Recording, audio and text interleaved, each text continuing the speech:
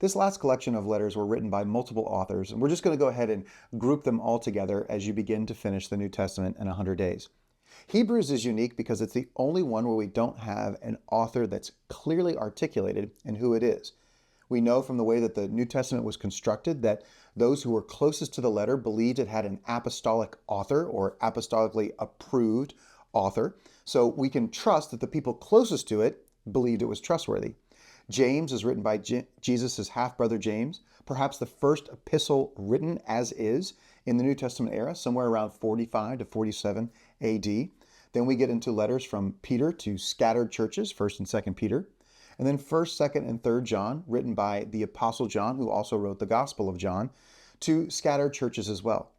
It's thought that perhaps these three letters traveled together, and that's one of the reasons why they continually get shorter and are speaking in a little bit more coded or familiar language. And then finally, the book of Revelation, upon which so many movies, TV shows, books, podcasts, videos, and sermon have been spent. Now, here's what we know about the book of Revelation. The first few chapters are speaking to things that need to be communicated to the churches that were in existence right then and right there.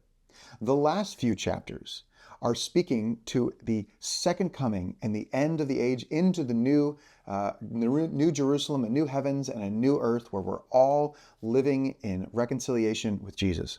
And in the middle, there's a lot of confusion.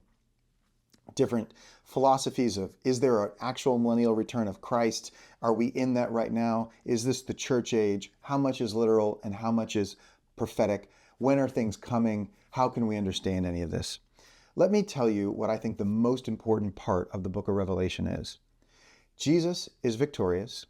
He is coming back. And no matter when that is, we should be making disciples. Whether he comes back before you even finish the New Testament in 100 days, or comes back 500 years later, if we are found making disciples, we will be found faithful and won't have to worry about what season of time we find ourselves in. Some will make the argument that shouldn't the fact that if the second coming is quickly going to happen, does that mean that we need to be able to go and evangelize more? Honestly, I understand that, and I think it would affect how we see time. But my hope for myself and for us is that it's not the pressure of time, but the goodness of the gospel that makes the biggest difference in why we want to and when we go share the good news with people.